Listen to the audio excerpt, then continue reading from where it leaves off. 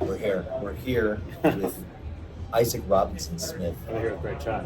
Crazy, man. Awesome.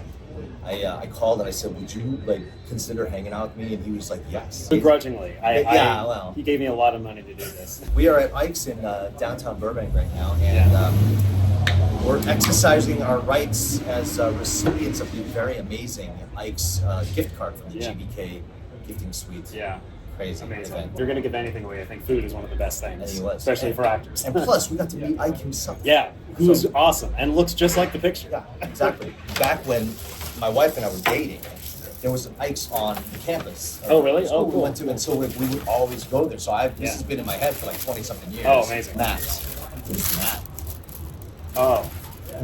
Oh, wait. Is that what it's called? I think I got the... Madison something. I got Matt Cain, so yeah, that's my sandwich. Yeah. The one thing that sucks is that I'm drinking sugar-free Red Bull, which I don't want to do. Yeah. But I decided to cut like as much sugar out of my diet as possible. Stupid. How long have you been doing that? 2 days. Okay. So how'd you get into voice acting? Zooms in on me. Hey, yeah. There you go. There's habaneros in this sauce, and I can already feel it. Yeah.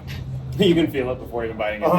I've been spending a whole morning auditioning. I get like 2 auditions. I get like maybe 6 auditions a week. Yeah. You like have like multiple a day. Well, yeah, I had a couple today, but it was connected with like, you know, my routine of getting up, working out, then auditioning, and then coming here, and also like taking time to eat and stuff. Watching Shrinking right now, so I see. catching up on that. Is that what's got you on this like healthy routine? No, I just love that show. Ah. Apple has been killing it in general. Like I love that. And I just watched an episode of Severance last night. Everybody's watching Shepherd. My wife's watching Shepherd. Have you not seen it yet? No. Really good. What's it about? What is it about?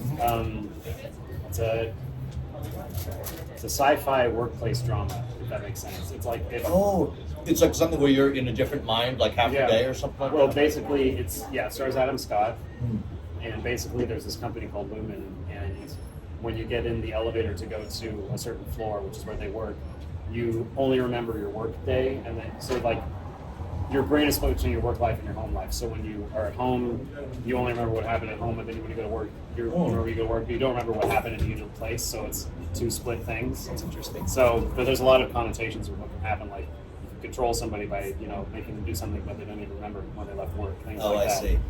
But Ben Stiller directs most of it. Really? A guy named Dan Erickson wrote it. It was his first spec script that got picked up by his company like 5 or 6 years ago, and he is an executive producer now and writer still, and he's a friend of my friend Rachel, who's in the show a little bit. So, but it's phenomenal storytelling. Oh, it's really good, yeah. Yeah, like there's a sequence at the beginning of season 2, which I won't spoil what happens really, but it's a running sequence. It took them 5 months to shoot it, and it's like 2.5 minutes long. What? Yeah. That's great. What does that mean? What does that mean? I know. Wow. Yeah. Okay, well, now I have to watch Yeah, it. and it's only one. It's only Adam Scott in that sequence, but still took about 5 months to make that happen. What? Mm-hmm. I love Ben Stiller, by the way. Yeah. You know, obviously, I think most of us are introduced to Ben Stiller through his comedy, right? Yeah. And then one day he shows up on some interview, I forgot what it was, and he had like, I didn't even know if he was naturally going gray or what, but he just sort of like had this goatee and these glasses, and he just had the coolest look. I'm like, that's Ben Stiller. Like, he was like super Renaissance man. Yeah. And then I learned that he was directing several movies. I know. Doing one thing, then evolving to something else, and then having another like version of yourself picked up again in the second half. Like, Yeah. Really cool. Being equally Like excelling in both. Yeah. Because like he could live off his Zoolander, but he's not, or any of the movies that he's doing. Don't you see a long term Polly? No, I don't know what's That good. is hysterical. Philip Seymour Hoffman in it is amazing. What a loss of a great actor. I know. Rip. Philip Seymour Hoffman. Yes. 100%. Speaking of actors, are you watching the Oscars this weekend? I don't know anything. Like, I've been so like directing my first anime now. Oh, yeah. I guess I was used to sort of the actor schedule where you do a session, you take care of some life stuff, you do another session or whatever, and now it's just like the day is just full of work, and there's no daylight hours to get anything done like the bank or groceries or anything like that. So it's like this new thing I'm trying to adjust to. But this project will be wrapping in like 2.5 weeks, I think. and then I'll have a little bit more of a normal life for a while. Do you enjoy the team you're working with? I do. Yeah. It's NYAV Post. Oh yeah, okay, yeah, they're great. They're great. Yeah. This isn't the first time directing, right? You directed before, right? I never directed. I directed 4 episodes of the Nier anime.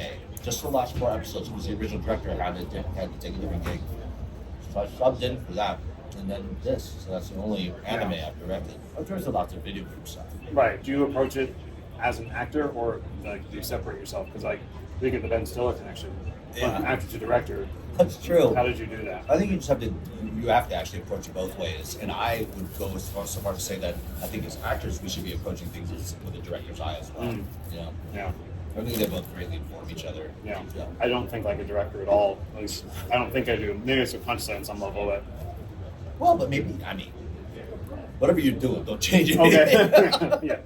Congratulations, by the way, Okay. on that and on Grimsburg season 2 Oh, coming out. okay. Have you watched any of it?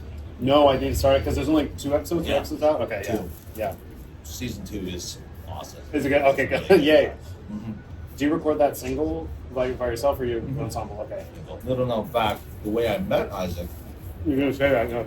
was at the Grimsburg table read. So Isaac Yeah. was subbing in for Kevin Michael Richardson, and then got some parts in it as well. And I remember going like, man, this guy's really funny. So it was me who messaged you initially, right? Yes. And I was I just think like, so. dude, you're awesome in these table reads. Like, we should hang out. And that was it. Yeah. And now we're stuck for life. That's right. But I'm happy about it. Yeah. Contrary to my compatriot. Yeah, exactly. I'm actually, feel positive. Right, yeah. I will send a second video detailing my feelings on that. And I will send a third video detailing my true feelings on Right, that. yeah. People are like, who had the rivalry, Drake and who else? Nobody like that, but just way more low key. Oh my God, there's a Drake joke in the second episode of the season. That was so funny. In fact, you may have even said it Okay. in the day. Okay. Are you involved, just going back to the directing thing, are you involved in the casting at all? Like, do you get any choice in like who you get to work with, or are you just sort of like, they choose and then I'm with these people? Yeah, I find unless you're like somebody like Stephanie or Carrie, like they right. cast and direct, right? Right. I'm just like director for hire at this point. I would love to get into casting.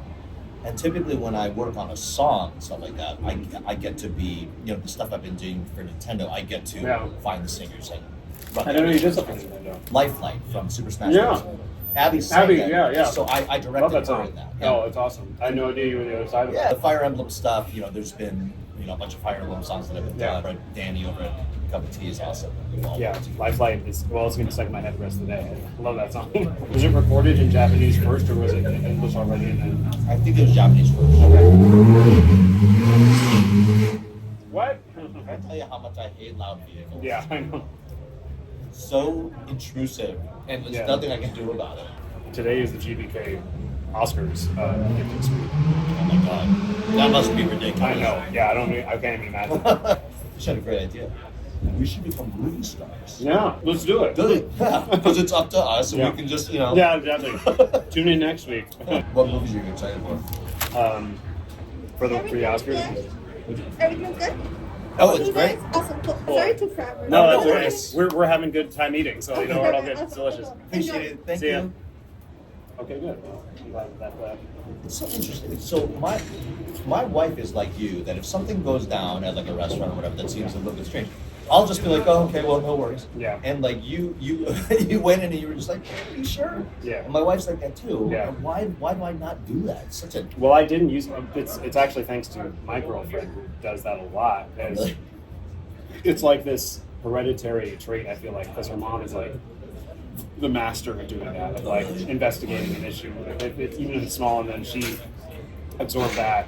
And so I've watched her do it, and really like, and not in a mean way, just like in a, no, I think that there's something that the customer's always right kind of deal. Okay. And so, if you do it, I think if you do it from a place of not being mean or like being like intrusive, just being like, I think that I'm correct about this, and I'm not gonna, especially if it's like a money thing or like a cost thing, like, and especially something like this where it's such a unique circumstance where it like should be, just investigating a little bit. I think it's good, and I feel sort of in that approach. So everybody watching, take this lesson. You too can get free egg sandwiches just by asking about what went wrong with the transaction.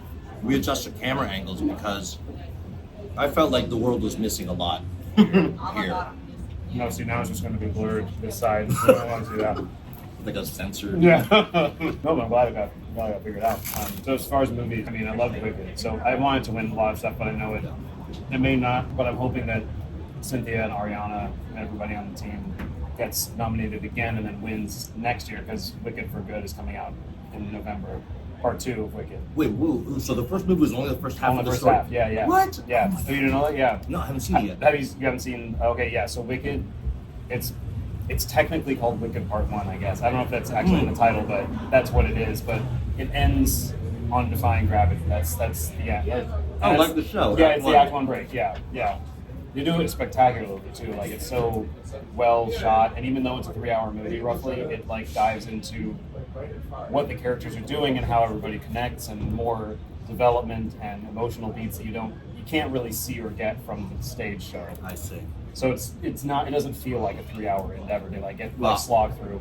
I love that show so much that I have no doubt I will just Oh yeah. And John Chu is like the guy. Like, he's the musical guy. Because he did In the Heights, and I was like, who is this person? Completely reinvented.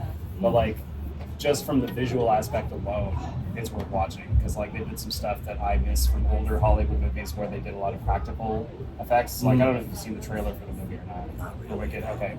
So there's a shot where Elphaba and Glinda are they're riding the train to the Emerald City. This massive train. They built that for real. That's a practical effect. Shiz University was pretty much built practically to the fullest extent. They planted 9 million flowers for the poppies leading into Munchkin Land. Like they really did, you feel every frame of the movie. And so you notice a difference as far as like the look. Oh yeah.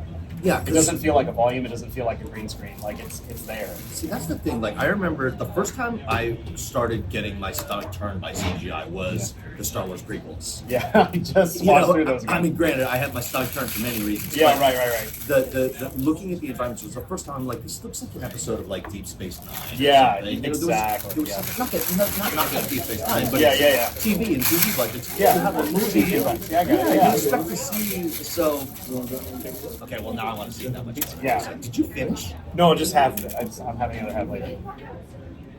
I was gonna race you with that second. Oh, no. Yeah. I voluntarily gave up. You think you're better than me? I just flipped the table. No, it's great. And also, like, everybody on the set is singing live on the set. Like, they did a Les Mis thing. But it actually sounds good.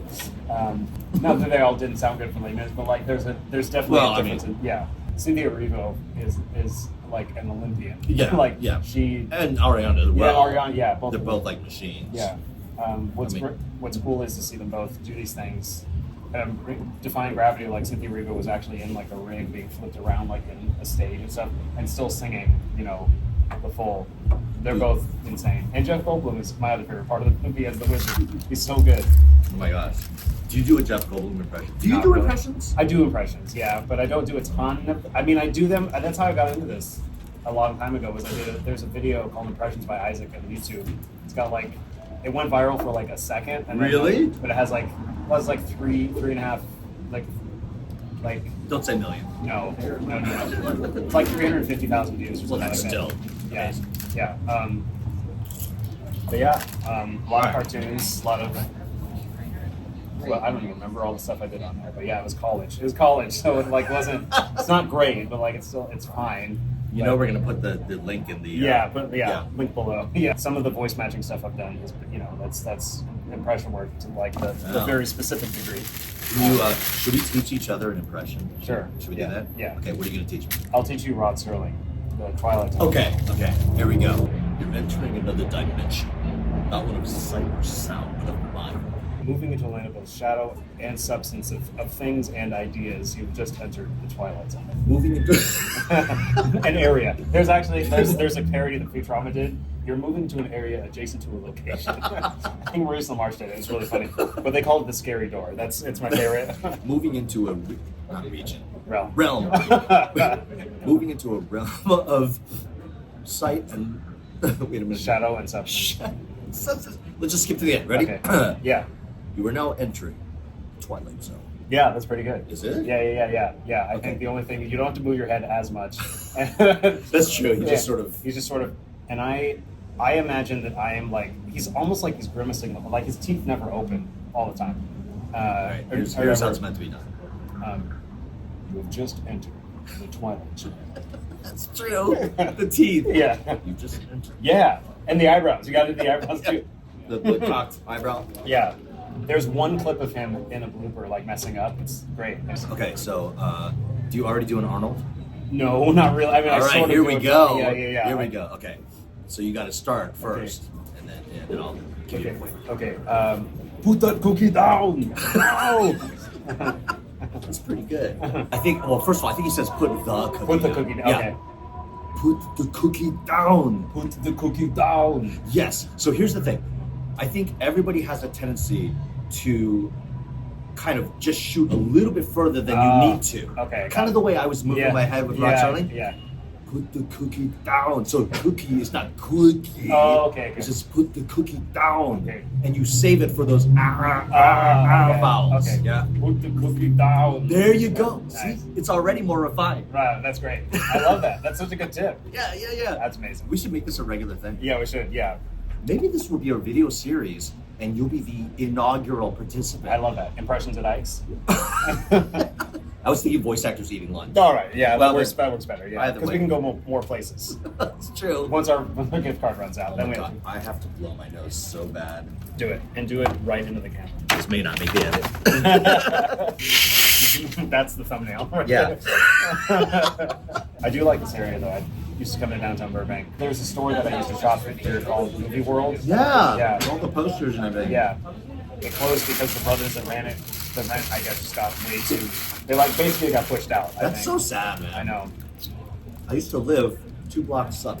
Nice. I could walk here all the Oh, time. that's awesome. I never did, but I Yeah, could. yeah. I'm actually trying to get into the mindset of looking for a place. I just don't know about anything about real estate. Interest rate is the big thing. Is it? Where are they now? Like 7%? I think something like that. Yeah.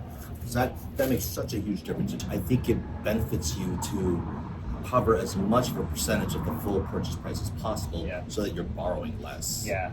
You know. Yeah. But buying into anything, I mean, even if you buy a condo or something like Yeah. that, it still could be a good move. And Yes, and then you rent can something. always refinance. Yeah. So you know how that works, I right? kind of know how that works. Yeah. So basically, let's say you have a loan for $500,000 or something like that. You're paying a certain amount of interest on that, and that Yeah. makes your payment. If interest rates drop, then basically you pay another company, you refinance, they pay off that loan, give you a new loan with a better interest rate. So yeah. immediately at that point, you have a better payment. Yeah. So Yeah. if you can get in and stuff, and then just sort of wait, you kind of ride the interest rates and get yourself something more Yeah. advantageous, Right. you should be good. Yeah. Okay. Cool. I've done probably 30 or so episodes of Hamster and Gretel for Disney. No way. I and- did one. Oh, it's such a good show. I haven't even seen it yet, But it's because I took Kristen Paiva's animation class that she did, and I connected with her afterward. My friend Brock Powell, who you probably know, he told her about me, but I guess she had forgotten, or like we didn't, I fell through the cracks somehow. But I took the class, sent her an email, and I was like, I love that. And she said, I'm so sad that SBV never connected with us about you. Like, can you come in for a general on next Thursday? And so I did, and I auditioned, and I got a role on Hamster and Gretel as a villain, and I did a couple extra voices. But now I've become like one of the main utility performers for Hamster and Gretel for like the last 2 years. Awesome. And with that team, so like I know Dan Povenmire and I know Swampy Marsh, and like so I've been working with those guys. Commercial work when that comes in, and other animation stuff, and like there's a lot of connections that I've made in with various people to bring in, which has been great. It's like a lot of my work has been either some chunk of it has been audition based, but a lot of it has been relationship based, being like, we want to bring you in for this, or requested for this thing, or bringing back a character from this, or so Great. yeah. I think Brock just got me cast. What is this show? I forgot, but I'm filling out paperwork for it Yeah. now, so Awesome. he's awesome. Brock is so cool. He really is. We met because of Disneyland, actually. He worked there for a little bit at the same time I did, and so we became friends and just never stopped. It's been great. By the way, we haven't mentioned how amazing this is. Oh yeah, sorry. Like, Which one did I got the, wait, what's it called? Yeah. With the menus in there, there's hundreds of sandwiches. There's literally hundreds. I got the Madison Baumgartner. Bumgarner. Yeah. Madison Bumgarner. And there's anything that has habanero in it, I'm like totally down for. Yeah. So this is incredible. Yeah. And yesterday, I've been just eating here nonstop since we got the gift card. I got the Gulliver. And it was has, that? I don't know why it's called Gulliver, but it has like chunks of chicken that are kind of lightly breaded and almost has like a little orange glaze on it. Okay. Sort of like in a like General Tso's chicken kind of vibe. I could not have pronounced that worse as an Asian person. That'll make it. But then there's like a wasabi, like either mayo or aioli on Yeah. it, and you would. It sounds like it might be dreadful, but it's amazing. Oh, that sounds good. What's it called again? The Gulliver. Okay, Gulliver. Yeah. What did you get? I got the Matt Cain with no cheese, but it's got Godfather sauce, whatever that is. Turkey roast beef, salami, Godfather sauce, provolone. Delicious. Are you lactose intolerant? No, I'm not. Oh. No, just I try. I just don't eat a ton of cheese anymore. I used to. Probably a good idea. Yeah. Yeah, I should not eat as much cheese. But I have, for the last few days, I have like, we have this terrible habit of like watching TV around, like between 10 p.m. and midnight. Oh, yeah. And my wife and I will just inhale like chips and chocolate and Yeah, just, yeah. cakes and Yeah. pastries. And I was just like, I do that. Yeah, I get it. Yeah. I know. And I'm like, this has got to stop. Yeah. I can't. I've got to do something to not like descend into total trolls. And especially when we go to Disneyland as often as we do, because we get passes, we always get something over there. Because like there's right now it's like the Food and Wine Festival, so like well we have an excuse to go get all these other things that we don't actually need. There's like I'm about the caramel apples. oh yeah, Did I just say caramel? Nobody says caramel. I say caramel. You do? Yeah, I do. Yeah. What do you say? Yeah. People, Tell us in the comments. Tell us in the comments. Is it caramel or caramel? I say caramel. Yeah. Wait a minute. You grew up out here, no? Yeah. I grew up in Sacramento, Northern California. Well, yeah, but West Coast. Yeah, West Coast. Yeah. I grew up in the Midwest. That's why I say caramel. What's your excuse? I don't know. Midwest influence, I guess. I'm not sure. I've been in Sacramento or been in California my whole life. But Speaking of Sacramento, and real estate, Yes. our friends moved up there. Everybody just stopped watching. Everybody just turned it off. I know, they're like boring. Yeah. They live in Folsom. Mm-hmm. It's a nice neighborhood, and I looked at it. I'm like, okay, so we could basically get that house for like this much, and I was just like, oh my god, that's. I know it's not fair when I look at places that are not here. Like, see, like I mean, Midwest for sure is like It's you get insane, anything. man. Yeah, the price we pay for the art that we love. Mm-hmm. But you know, I wouldn't choose anything different. Although I do envy people that are in another state that have what they have as far as the setup, because I know there's like I think James Arnold Taylor. I don't think he lives in California, but he has an incredible. I watch his videos. Oh, when you give the studio tour, I saw that one too. Yeah. Oh, I was like, I want this. This is what I want. I would also love to be Obi-Wan Kenobi, but that's not going to happen. But you know, he has such a cool He's got his booth. He's got his office with the big setup and the cameras and the nice house and but he just works from there, which I think is so cool. And then tours with his characters and That's nuts. great. Yeah, I know. Dude, the world needs an African American Obi-Wan, I will say. I would love that. It would be so cool. Yeah. Star Wars is the one world that I haven't broken into. It's the one franchise that I haven't hit anything with. I've tried so many times, but And it's one that's very near. I love Star Wars. Yeah, I grew up with it, and my brother and I really bonded over it because of the stuff we did as kids and the toys we had, and watching the movie, everything. Yeah, so it means a lot, and especially because my sister-in-law would tell us stories about Star Wars in the middle of the time between the original trilogy and the prequels, like the story of Obi-Wan and Anakin was out somewhere, you could read about it in a book or something. So we knew about it before the prequels came out. So there's some deep-rooted Star Wars lore that we love. So wait a second. Okay, honestly, what did you think of the prequel? So you saw 4, 5, 6 first. Yes. How did you feel when the prequels came out? I had an interesting experience because there was a point where I wasn't allowed to watch Star Wars for a while when I was a kid. And so... After you had watched it already? I hadn't seen it. Oh, I see. Yeah. As a kid, and then I had to catch up on everything. Basically, episode 3 was the first thing I saw in theaters. I see. Same as the episode 1 and 2.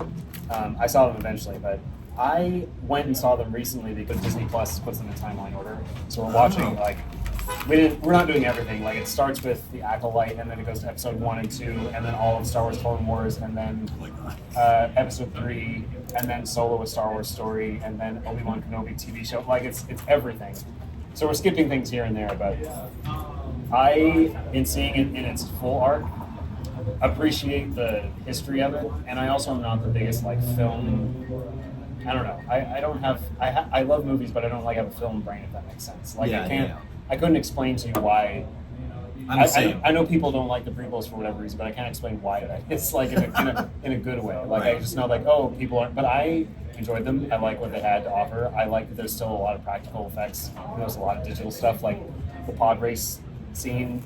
That's all a miniature where all the people are in the stands, and they're all Q-tips with different color, like things like that. Like, still the innovation that ILM was doing, I think, is where I really centered it on my love of it. But Right. story-wise, I would have to really look for. I mean, I know there are problems, I guess, but I don't really know what they are. I can't articulate them, so I feel good about them. That's good. I had a visceral reaction to them just because, and I think, like a lot of Star Wars fans, there's a certain grittiness to the original 4, 5, 6. Yeah, that's because of the fact there was no CGI. Yeah. And it's all practical effects. But not only that, but there's the tone of it and that kind of stuff. Things started getting a little silly with the Ewoks, like whatever. Yeah, right. We got Yeah. Yeah. some cute things, but it was still like even Ewoks and Jabba and all that kind of stuff. It still fit in the universe to me. Yeah. What the Phantom Menace was that? Yeah, so that was- yeah. The thing that put me off about that was, first of all, there was the most racist sort of the what are they called? Yeah, the Federation guys. The Viceroys, I call them. Yeah, the yeah, Viceroys. yeah, the Viceroys. I call them the Viceroys Hilarious. because it was so, they've got like these slanted Yeah, eyes. very blatantly. Queen Amidala, Yeah, blatantly. And I'm yeah. like, what is that? Yeah. Like, you have the license to create anything. Why do you have to create like this cringy Asian stereotype? Yeah. So Yeah. I think that got me off That, on a that really was, bad I foot. understand that. Yeah. Yeah. And so then I started looking for things to hate. Yeah. And the Howard Cosell announcer, you didn't even know who Howard Cosell was. No, I didn't. Okay, that's why it probably didn't hit you funny. Yeah. The whole like pod racer announcer guy Yeah. was a parody of Howard Cosell, who was this boxing announcer in Muhammad Ali days. Yeah. And so I'm like, what are you doing? Like, what are we having an impression of like Howard Cosell in the middle of what's supposed to be this dramatic immersive world? Yeah. Why is that big? Interesting. I never knew that. That's cool. Yeah. Exactly. So that took me out of it. Gotcha. You know what I mean? And then I wasn't a huge fan of Jar Jar, like a lot of people. Yeah. Yeah. Which I honestly feel terrible for the actor because he Yeah. must have been like, oh, this is great. Yeah, he And- got his redemption though. Apparently, in the Acolyte, he comes back as a Jedi. That actor. Oh, They hired really? him back, and he's like a legit Okay, that's cool. Star Wars character. Yeah, this is really cool. Yeah. Then he's at parties and they're like, oh, I love doing the Acolyte. And then somebody's like, didn't you play Jar Jar? He's like, don't stop. Shh. Yeah, he's like, just let me have my residual checks. I don't want to talk about what I got. Talk about it. Yeah, And that's the thing. I have no problem with any of the actors. They're all just doing their jobs. Yeah, we right. don't do their job. I get plenty of hate for stuff that I do too. Oh, yeah. But it's like, Really? What have you? early on in my career, I was cast as Eldigan and Ephraim in Fire Emblem. Okay. I didn't really know what I was doing at this point. Like, I was very green. Yeah. These were some of the most visible characters I had done at the time. Yeah. And so I went in and they're like, okay, let's set a voice for Eldigan and set a voice for Ephraim. So Yeah. Ephraim was a little higher, kind of up here, and like Eldigan was a little bit deeper down Yeah. here. But the thing is, then Nintendo cast me as Lucas, who's another Fire Emblem Yeah. hero, and then eventually Ike, Yeah. who's like the most visible Fire Emblem Yeah. hero. Now, I'm good that we're here at this restaurant then. Access true. Ike. Hey. Tie in it all. Synergy. So I came in to do sessions for Lucas and Ike, and it was just, you know how when the director and you are like, okay, let's set the voice. Right. Yeah. So I kind of didn't really have the presence of mind to go, you know what the other guys sounded like? I want to do something different. Yeah. Right? Yeah. So I end up, I think, based on their description, sort of put forth the same kind of voice, and they were just like, great. Yeah. Which I would have loved it in retrospect if it had been like, somebody had their eye on, like, that kind of sounds like what you did before, but I think I had different directors for the Yeah. sessions. Right. It gets So- complicated. Yeah, because it's not like you can expect a director to know everything about the Right. universe. Right. So the long story short, all 4 characters ended up sounding kind of the same. Yeah. So I got a ton of hate for that. I mean, Wow. not like vicious hate. Yeah. But a lot like, Greg Chun's, one trick pony. He only has one voice or whatever.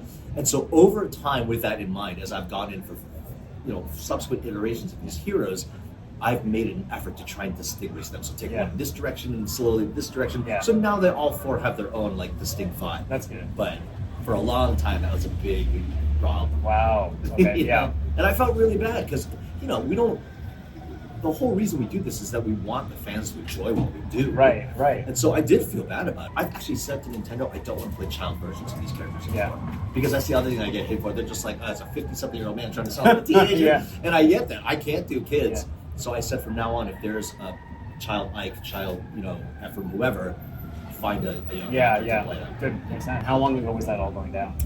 That was probably probably close to 10 years ago. Okay. That all that was happening. The kid thing, though, I think I voiced a kid version of one of the characters as recently as like 3 years ago. Okay, yeah. So, and after I got the next wave of comments about it, I'm like, I'm not doing this anymore. Yeah. Where are you seeing these comments? Like on Instagram? Or when Fire Emblem would release their little Fire Emblem promotional thing about the new characters that are, because it's a gacha sort of thing. Right. Gacha? Gotcha. Yeah, I think. Yeah. Gacha. Well, they got you either way. Yeah, right. I really do. I don't know. Maybe I care too much, but to me, what the fans think. No such thing. Really? What the fans think really does matter to me. It does. Yeah. Oh, I see what you're saying. I thought you meant caring too much about the thing in general. I don't think there's. No, you're right. I agree with you. Caring what the fans think, I don't think you can. And what it is important, but you can't let it rule your life. True. I think, but I think there is attention given to it because you care about the thing itself. Like I know, I'm the same way with a couple of things that I've done where it's stuff that I can't discuss on camera. But I've seen a couple of comments as a slight against what I've done. Well, I can't, make everybody happy. Right. So. And I'm now that I'm older than when I was starting off, and you obviously we develop a sense of identity and a confidence in what we do. Right. Like hateful comments don't really bother me much anymore. But if there was something I can do about it, I will always look for the truth in it. Yeah. If somebody says something, I'm like, okay, are they wrong? Because Yeah. they might not be. Right. How long have you been in this total then? I don't know if I know that answer. I think I started really actively pursuing the career 2009. Okay. So it's been 16 years at this point? Yeah, I started in 08, so that's, yeah. Now here's the thing, how soon before you felt like you were a working voice actor? Like 3.5, 4 years ago. Not that, Ago? Ago. From now? Really? From the beginning, because I did, theme park performance, which I loved, Disneyland and Universal, on and off for about 11 years before I left the company. But I would only consider myself full-time voice actor for the last 3.5 years. It's so surprising to me. I think it's just because I have such respect for you. Thanks. I figured you were it took me probably a good 7 years to start working with any kind of regularity. Yeah. Right? And so maybe around 2016, I started to get some traction. Yeah. But Not me. Yeah. Not at all. I never would have guessed. Yeah. Because there's dudes like Alex Lee who show up in town and within a year and a half, they're everywhere. Yeah, I know. Yeah. Yeah. Not to take anything away from Alex because he's Right. so talented. Yeah. It makes sense to me, but I'm just wow, I really did need to learn a lot before I could really compete. Yeah, me too. Yeah, next year it'll be 10 years with SVD, which is crazy. But they're my first and only agent, which is really cool. But yeah, I didn't have. I think because I was so split with what I wanted to do with my time. Not that I didn't want to do this with my time fully, because obviously that's what I wanted. But I started to get so well utilized at the parks as a performer, I started to lose sight of what I was doing with my voiceover career because I was just I sort of took it for granted the first few years because I was like, oh, well, I got a lot of auditions, but I'm going to work. I don't have to do those. Right. I started to just let it go and not really pay attention and get kind of lazy. And so it was actually 2020, which was really huge, a gift in a way because it took all the parks away by default. I guess that's true. And so because of that, I had to I kind of woke up and I'm like, oh wait, what am I can't, because if I had stayed, I don't know if I would have left the parks when I did if nothing had happened in 2020. I probably would still be doing stuff. But I was allowing myself to jump into a void, I guess. And there's always a point where that happens. Because you can't stay with one thing as a safety net forever. There'll always be anchored to it. So the decision to leave Disneyland, even though I got offered 3 days a week back after the pandemic, was very emotionally charged because I said no, but it was my safety net and where I've been. And leaving Universal was hard because I've been there for 6.5 years and I had a lot of friends and still have a lot of friends. But yeah, I would say only in the last 3 or so years have I been able to say yes, I do this. This is my job full time. Yeah, well, so, you're doing it real right now. Oh, thanks. Thank you. I'm trying. Not only that, but you're at Disneyland 24/7 now. Yeah. Even though you're not clocking in. I know, right? Yeah. Actually, yesterday I did some training because I'm doing character voice training now at the parks, and I have been for about almost a year, I think now. You're literally teaching people how to do the voices. Yeah, voices. That's amazing. Yeah. So characters that have specific dialects or things. Like I went in and I did the Wakanda elements for Avengers Campus and things like that. But then other specialty voices that they have, they bring me in and I go back and I've created this format. I have a reference audio that I created with the lines written out, and then usually two visual references of the character, and then the bio that Disney sends me.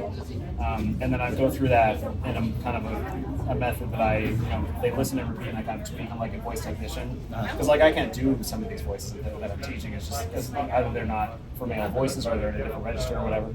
But you can tell if it's on or not. Yeah. And so I did a bunch of the characters for the Halloween season for Oogie Boogie Bash. That was fun. And it's not unlike what we just did with the impressions. impressions. It's exactly what we just did.